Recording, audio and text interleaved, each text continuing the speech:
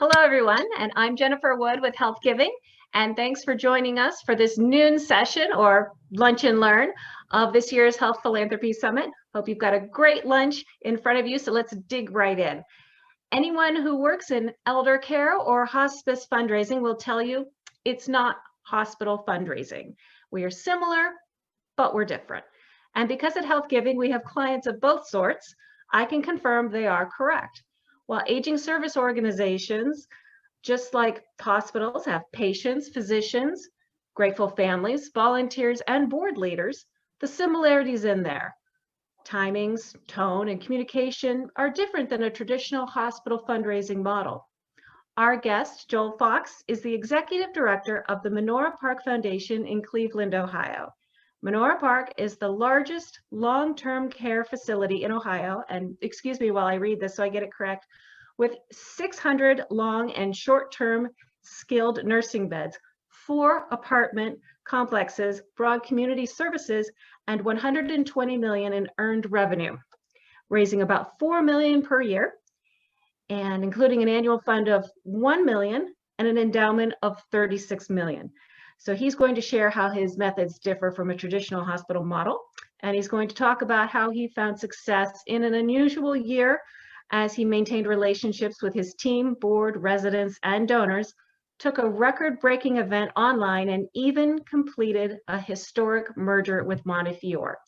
And I should proudly add, Menorah Park is also a Health Giving client. And so with that, welcome, Joel, and thank you for pre-taping this interview with me. Thanks, Jennifer. Thank you for the opportunity. Yes, you're so welcome. I'm happy to have you.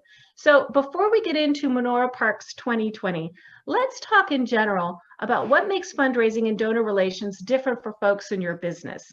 So first, let's talk about your donors. Who are they and what are their interests and how do they differ from hospital donors?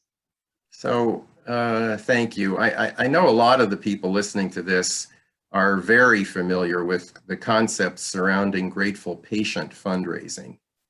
And although we use grateful patient fundraising learning and tactics in our business, you're right, there are very significant differences. We call our program that would be parallel to grateful patients, grateful families, because in the nursing home, of course, our clients, residents, are not our donor prospects.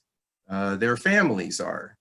Now, in other businesses that we're in some measure, we do have grateful patients in the traditional sense. We're in the subacute or short-term business where people, I like to say people roll in and walk out, and they are obviously very grateful for that and want to be able to provide that excellent service and great outcomes to the next person.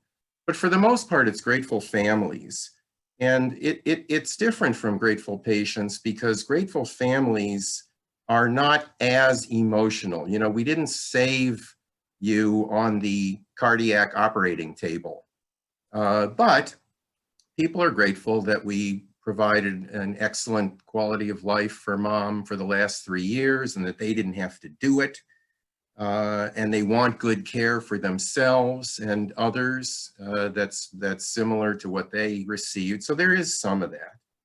But the grateful families paid for mom's care. So again, unlike in hospital situations where most of it is covered by third parties, in our situation, you know, that those last 3 years cost the family $250,000 or more. So that's a different kind of a situation. And our work's just not as impressive as the cutting edge medical techniques and technologies that you find in hospitals. So we have that as a little bit of a challenge. But as I say, people are grateful. We also don't have the social panache that the hospitals have so successfully been able to leverage in this last generation. We're not highbrow, and there are so many more of us. You know, there are 1,000 nursing homes in Ohio. Right. So, it's just not the same as that big hospital system that everybody knows and everybody wants to be part of and everybody wants to be seen with. But the perception sometimes in the hospitals is that they don't really need the money. You know, everybody knows that that hospital systems are multi-billion-dollar enterprises and so on. We have the opportunity to make the case, and it's true, that we really need the money on an operating basis. So your dollars help to support, in our case, Ohio's largest single-site census of indigent Medicaid-eligible seniors who are our responsibility to take care of for the rest of their lives, their food, their shelter, their medical care, and they have the ability to pay nothing for their care. So that's a very significant driver of donors who want to help us be in a position to do that. But ultimately, in terms of your question, how are we the same or different? Donors are donors, right? So donors want to improve lives, and donors want to see their money do good things, and donors need confidence that we're using the money properly. Donors like recognition. Our donors certainly like recognition. And they expect to be valued and treated with courtesy. So in that way, of course, all fundraising is similar, kind of underneath it all, and without looking at the specific cause. Right. So when you're looking at your donors, tell me about some of your challenges, but also some of your opportunities. Okay, so I guess in terms of challenges, that brings me to my favorite set of statistics of all time in any setting. In 1965, when President Johnson signed Medicare and Medicaid into law, there were 27 workers in the workforce supporting every 165-plus-year-old. And that 165-plus-year-old was expected to take benefits for 4 years to an average lifespan of 69. 27 people supporting one beneficiary who was expected to take benefits for 4 years. Today, there are a little under 7 workers in the workforce for each 65-year-old.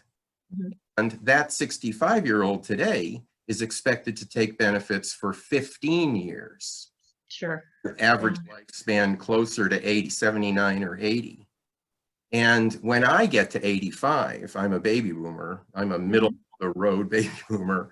I get to 85, there will only be 2 workers in the workforce supporting me. And I'm expected to take benefits for 25 years to 89 or 90 average lifespan at that point when I'm 85, 20 plus years from now. So more than half of our revenue is government revenue, Medicare and Medicaid mostly, and those programs cannot stay the same for the next generation. Impossible to provide the level of support at the entry age that historically was true, for the period of time that was historically true, at the rates that historically were. It's just impossible. Right. Won't be enough money to sustain that. So our biggest organizational operational challenge is what is happening and what's going to happen to the government funding. And we are overly reliant on government funding. Now, there is some insurance in our arena, but the insurance market, certainly the hospitals know this better than anybody else, is being very severely squeezed. The providers are being squeezed by the payers, of course, who want to keep premiums down and who want to maximize the insurance company's profits. The newer products, in our world, it's Medicare Advantage, are a particular challenge. Medicare Advantage will pay for your gym membership, and they make a big deal in their 3-minute infomercials about paying for your gym membership. But when you need a shoulder fixed, they'll deny your premium care. So, and the providers who used to take the rate from traditional Medicare, now for Medicare Advantage, you've got the insurance company in the middle. They have to make their profit. They're paying for those 3-minute infomercials, and they're being incentivized by the government to squeeze the rates. So the providers are getting a much lower number than we used to get for exactly the same service, and that we actually do still get from those clients who are traditional Medicaid and Medicare. So we have that as a significant challenge. And even on the private pay side, there are challenges for us because us baby boomers didn't save the way our parents saved. Our houses didn't appreciate the way our parents' houses appreciated. This is interesting, the percentage of older people today who are leaving money to their heirs is significantly lower than that number was in the previous generation. And the intention, the surveys show, of my parents' generation to leave money to their children is lower than the previous generation was. So even in the private pay market, our apartment buildings, for example, are largely private pay. We're concerned that moving forward, there will be fewer people who can afford a premium product, fewer people inheriting from their parents, no pensions, and even that's going to be squeezed. So the whole revenue picture is a severe challenge for us, of course. But there are opportunities. Those same baby boomers that I'm complaining about do give 70% of the charity. Wow. Okay.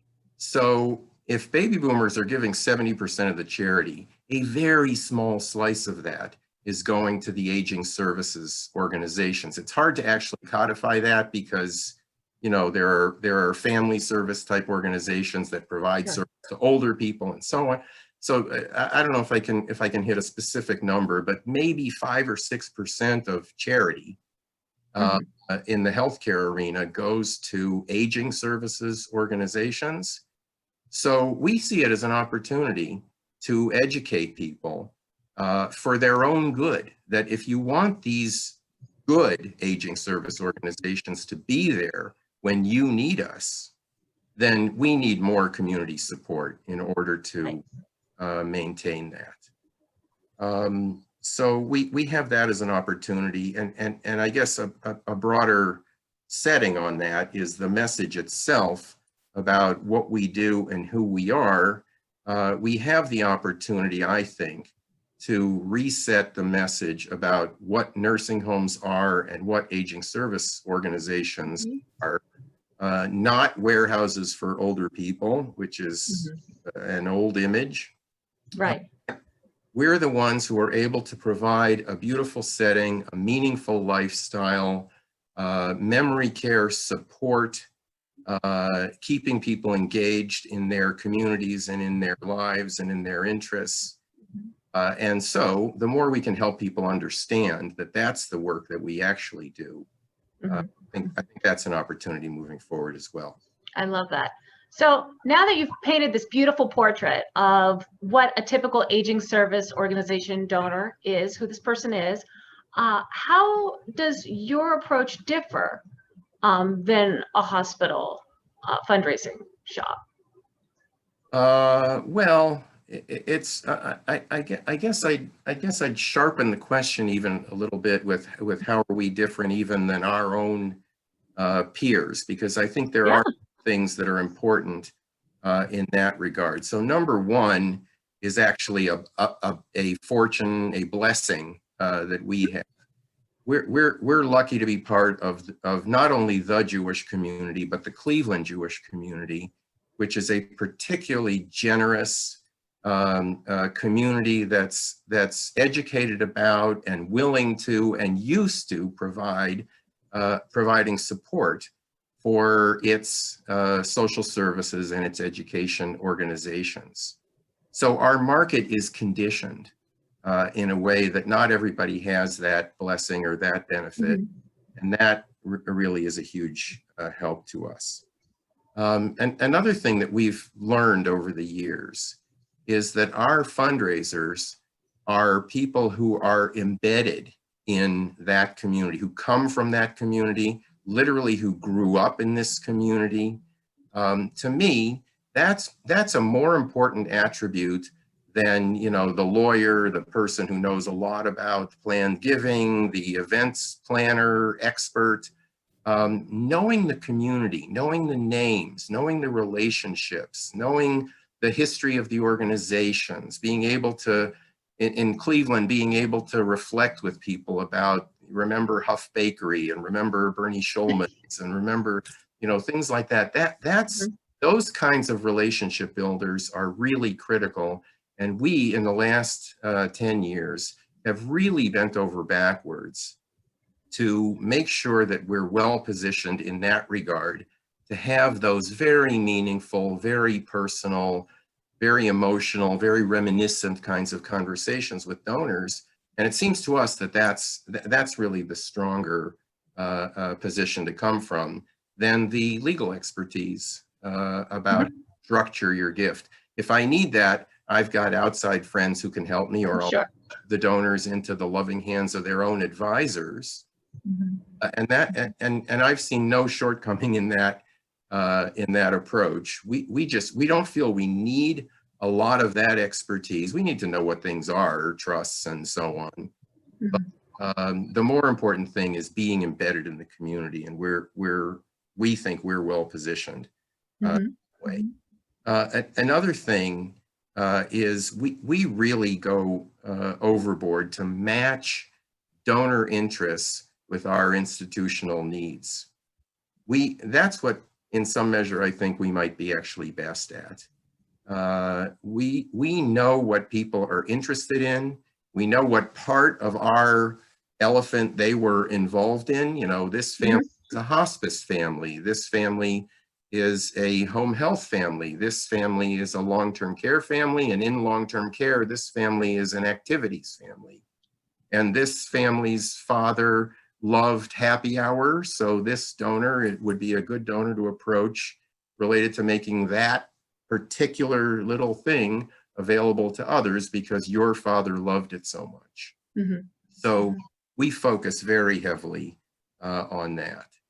Another thing is we're patient, you know, in some instances to a fault, I guess. We know that people don't rush to make their estate plans, and people don't rush to make decisions about major gifts. And we're very patient. I mean, we're nudges, to use the nice Yiddish phrase, and we do circle back to people and circle back again and circle back again, but we're very patient, and we don't consider a no to always be definitive. We'll take it as a not now, and we'll try again gently.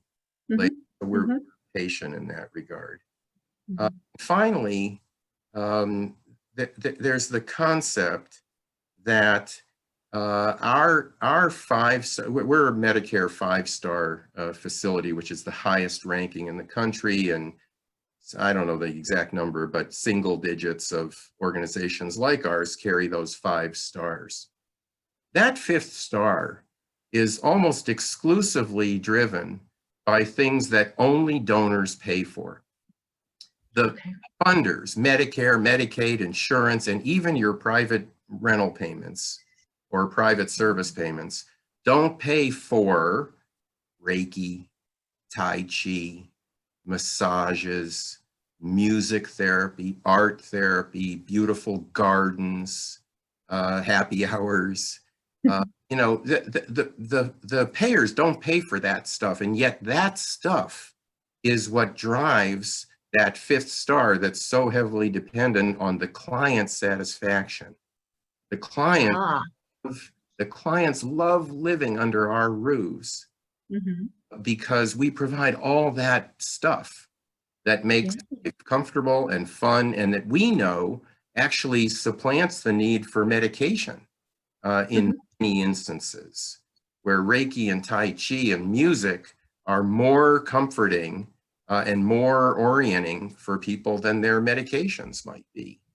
So we focus a lot on that and help the donors understand that the Menorah Park that they're so proud of wouldn't be the Menorah Park that they're so proud of, even though the donor dollar is a thin sliver of everything that we do.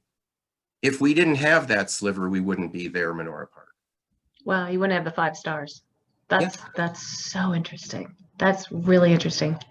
So let's talk about year 2020. It's been quite a year for you and everyone else in your industry. So how have you and your team been?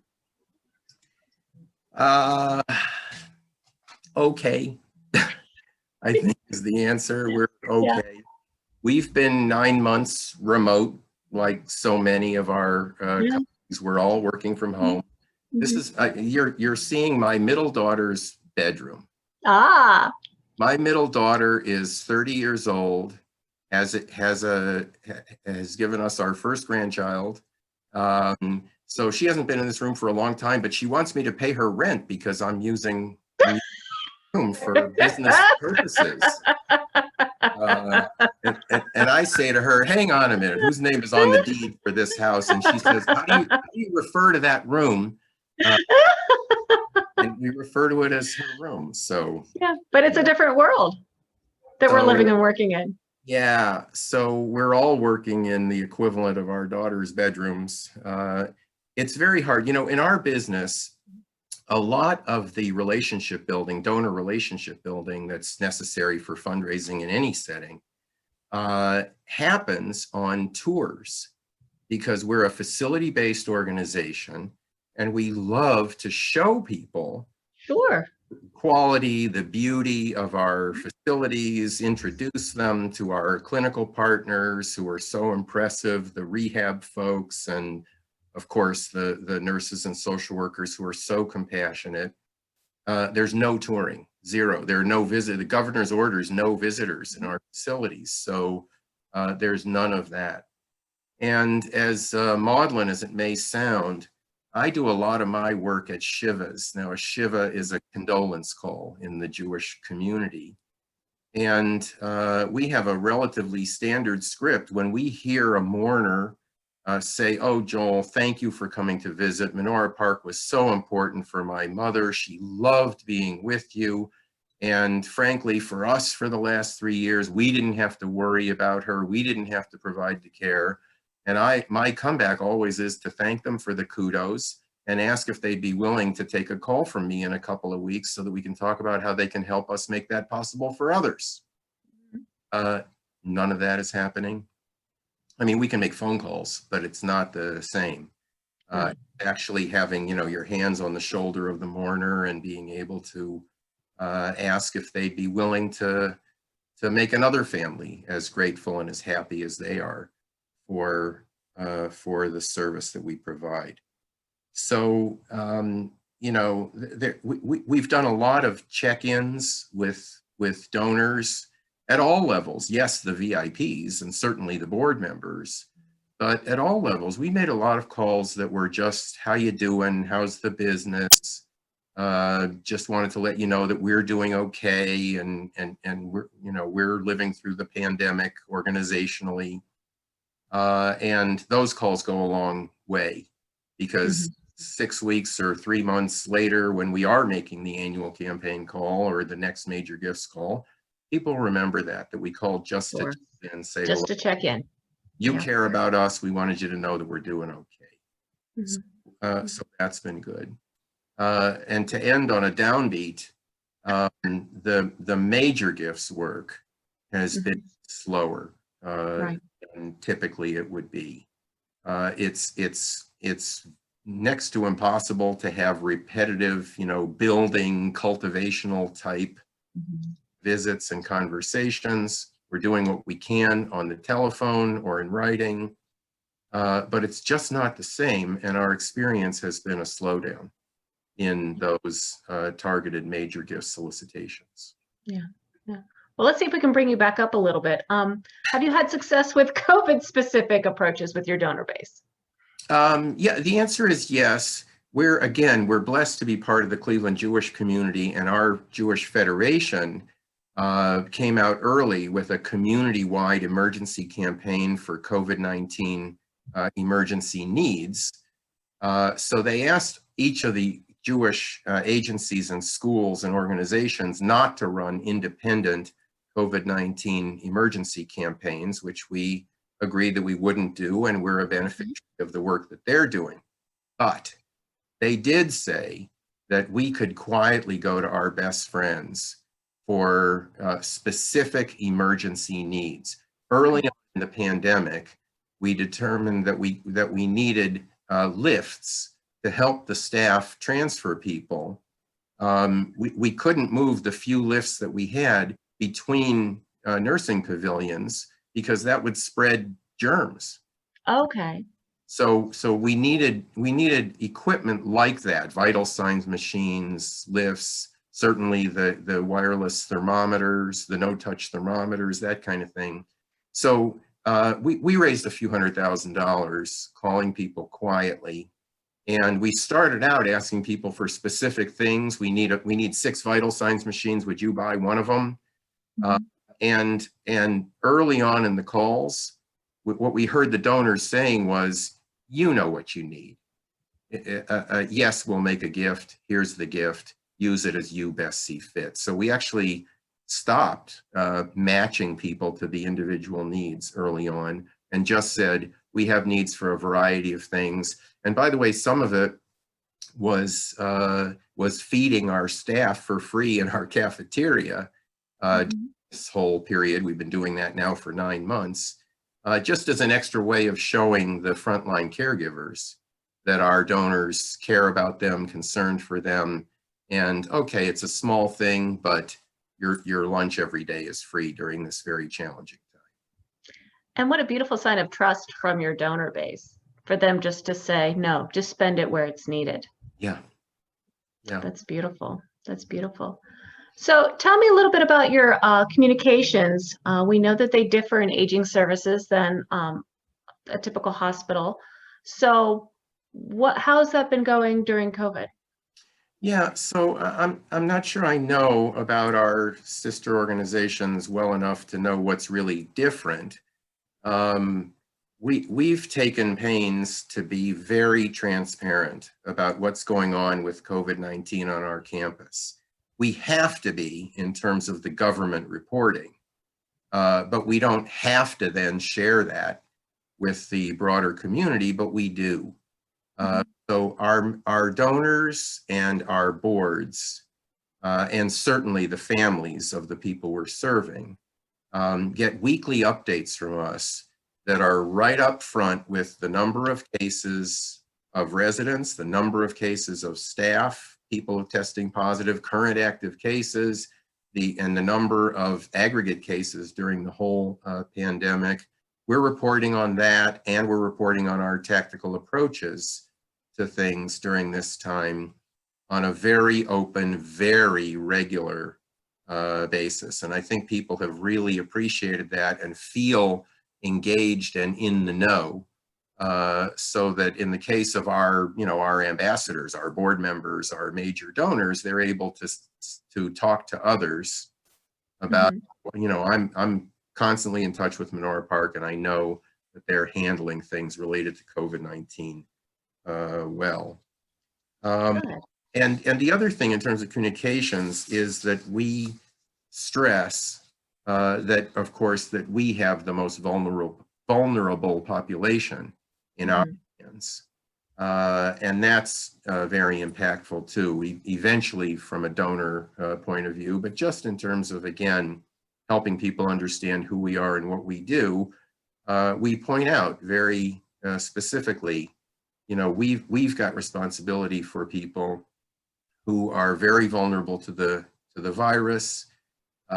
We have a huge staff, 900 people, who obviously live out in the community, and their kids go to school and they visit their families and they go to shopping and all of that. And yet our numbers have been low, and we've provided very strong support for them, PPE and otherwise. And people know that, and they're talking about it. And I think that's helped in terms of our image in general as a service provider, but certainly also as our being worthy of donor support. That's great. That's great. So we haven't talked about special events yet, but your largest one is a little bit out of the box. It's a little unusual, and that's Shining Star Clee. So I was hoping we could talk a little bit about how this event came about years ago and how you've been able to reach and secure a brand new donor audience with it. Okay, so thank you for asking about that. We're very proud of it. Shining Star Clee is a high school singing competition. We just had year 4. So for the first 3 years, it was a live audience high school singing competition where the 10 finalists performed in front of 1,000 people at the Ohio Theater in downtown Cleveland. And of course, typical for events like that are fundraising events, we have sponsors and we have ad revenue for the playbill, and we have ticket sales. And the net proceeds, by the way, support memory care across Menorah Park's activities. It started out as a beautiful Montefiore project, and as Montefiore has affiliated with Menorah Park, it's now part of the larger milieu. So we're thrilled to have inherited this program, and it's really a beautiful thing. The question that people always ask us is, what do you have to do with high school singing? Right. Because we're an aging services organization. Mm-hmm. And our answer to that, I humbly happen to think, is a really beautiful answer. Music, I actually mentioned music a few minutes ago in terms of the things that make life on our campus so wonderful. Music is the last thing to go in terms of memory.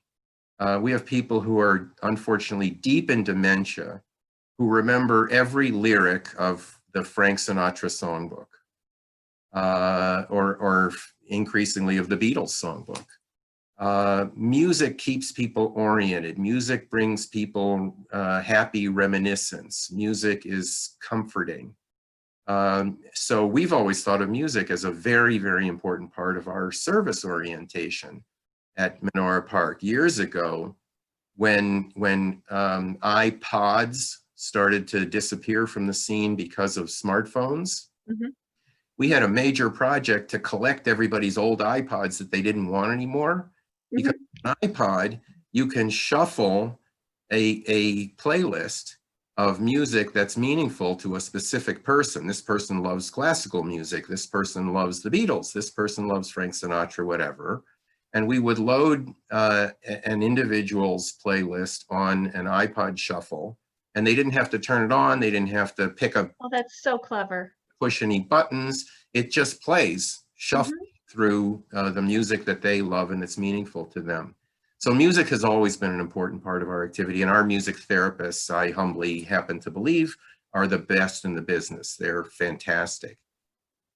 So music and memory are what drove us into this idea about, well, what can we do that's in the broader community that might expose our services and our needs to a broader audience, and that, by the way, make some contribution to the community at large, which was another part of what we were setting out to do 4 years ago. So the idea of a high school music competition, giving kids an opportunity to win scholarships, which we've paid out tens of thousands of dollars in college scholarships to the winners, and giving kids an opportunity for live audition experience and live performance experience in front of large crowds, and got us out into schools we're actually now crossing 8 counties. This year's winner was from Chardon. And believe me, not too many people in Chardon have any idea about Menorah Park or Montefiore or our services, or, getting closer into the east side of the city of Cleveland, which is where we serve. So here we are, we have a winner from Chardon, and all of his family, all of his friends, all of their families, the teachers, the administrators, the city officials, all now know a lot about Menorah Park. That's great. Because we were out there and we used the opportunity of the event to have the finalists make their beautiful, amazing, unbelievable performances. But of course, we intersperse it with our message about our cause, memory care service at Menorah Park and Montefiore and in the community as we provide it. So from that perspective, it makes a lot of sense. Yeah, no, you explained it beautifully. I love that. And then this year, of course, you couldn't be in a live theater or have a live theater audience, so you went digital. So tell me just a little bit about that. And then I have one more question for you, and then I think we're going to go, we're going to have to wrap up because we're going to go to the live Q&A. Okay, of course. But yeah, just tell me a little bit how you did that going to digital. How did that go? Well, it helped that the leadership that we've built up over the first 3 years of the program were very excited and very motivated for this program. And they were not going to let the problem of not being able to do a live performance slow them down. So our volunteer leadership that's involved in Shining Star, they were just on fire, very energized, bound to make this thing work, in spite of the fact that we couldn't have all the fun of the receptions and the performance at the Ohio Theater. So they came to the table ready to work, ready to encourage the donors to continue and grow their support, even though we couldn't be live and together. They encouraged us correctly, it absolutely turns out, to be sure that the digital presentation would be at the very same high caliber, high quality that the live performances always were. And we found a wonderful vendor partner to work with who really made that happen. I mean, I'd put our show up against, I don't know if it's really fair, but I would put our show up against The Voice and I thought it was wonderful. I thought it was American very well done. Idol and so on. Quality, excellent presentation, beautiful. You know, another attribute that we have is our media sponsor is WKYC Channel 3. And Monica Robbins, who happens to be a songstress herself, very good caliber singer, is our MC, has been since the beginning of the program 4 years ago. And Channel 3 was another element, I think, of our success. They promoted it heavily on their morning and evening news programs. Monica did 2 special reports about Shining Star before the program happened. And long story short, or maybe long story long, sorry. We can get into it more in the Q&A, I promise. Yeah, I know folks are going to want to know more about it. Yeah, so the net result was, instead of 1,000 people in seats at the Ohio Theater, we had 10,000 views online. So we feel really good about that. And I mean, I watched it from Columbus, Ohio, so I was one of those. Yeah, well, that's part of the reason. I mean, one of the kids has family in Texas, and we got donations from Texas. Why would we get donations from Texas? Because that kid's family heard what we were saying our cause was, and they wanted to support it. Yeah, no, that's fantastic. And I hope that we get more to that in the Q&A at the end of the program. But there's one more question I wanted to get to, and so I wanted to leave some room. In the midst of a pandemic, Menorah Park also finalized a formal integration with Montefiore, making you the largest long-term care provider in Ohio and the second largest social service agency in Northeast Ohio. So tell me how you accomplished this, and how is the new normal going in the new normal? Talk about long stories. Okay. So, again, we can get to that more in the Q&A, but I just want to leave enough time. Yeah. So the ultimate affiliation of Montefiore as a part of the Menorah Park system was about a 3-year due diligence process. Montefiore approached us, and it was pretty clear that the Jewish community was not much longer going to be in a position to support 2 full-service aging service organizations. Cleveland was the only city in America with 2 aging services, Jewish aging service organizations, other than New York City, which has a dozen. Right. But LA, Boston, Miami, Washington, Chicago, none They of them. only have one, but Yes, you had two. Okay, we had two. that's helpful. So, and it was becoming increasingly clear that the community just couldn't support that. So we dug into a due diligence process, lots of volunteer leadership involved in this, of course, under the brilliant leadership of our CEO, Jim Newbrough. And we looked at every aspect of it and tried a few roads that looked like they weren't going to work for the combination of the two organizations.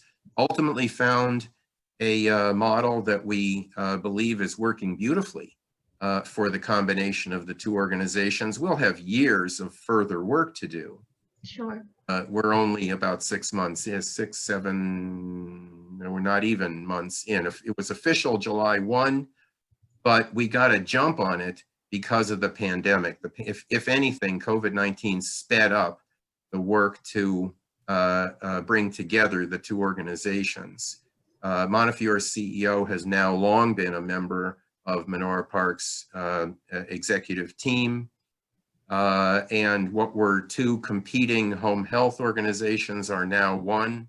And what were two competing hospice organizations are now one. And the senior management is overseeing the entirety of all of our work. So residential services now includes the apartments of both organizations, and the two nursing homes are operating under one set of procedures and buying together and all of that. Mm-hmm. So that's gone beautifully. But then if you turn the page and look at our corner of that world, the donor. I was going to ask about that. What do the donors think?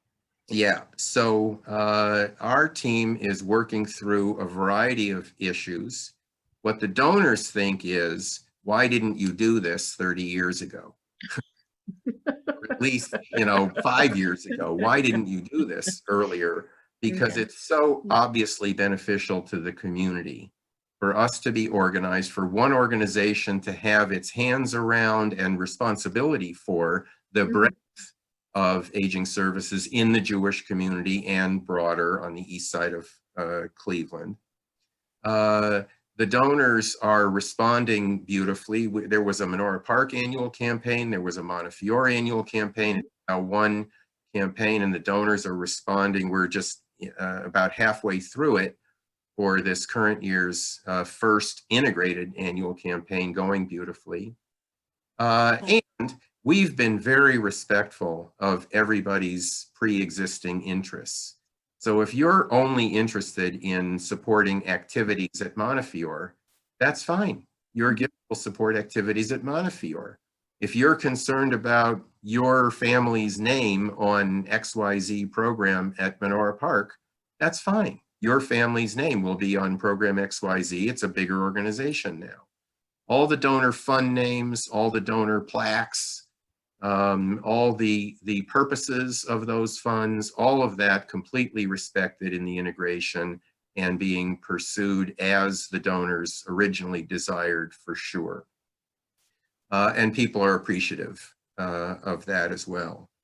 So bottom line, it's an opportunity for a fresh story regarding that increased breadth of responsibility that we've taken on. The needs remain the same because the level of service that we're providing is the same as the two we're doing independently before. And that turns out to be a very positive donor message. So we're gratified that our community has remained supportive and is continuing to increase its support. That's terrific. I'm sorry, I had you on mute there. Thank you so much, Joel. This has been wonderful. We could have talked for a second hour, but we're on a time constraint here. So we appreciate your time and your insight, and we will see you soon for our live Q&A. So as a reminder, if you have questions for Joel, you can share them in the chat that should be open right now as you're watching this, or you can email me at jwood@health-giving.com. Thanks, and we'll see you soon. Thank you, Jennifer. Thank you.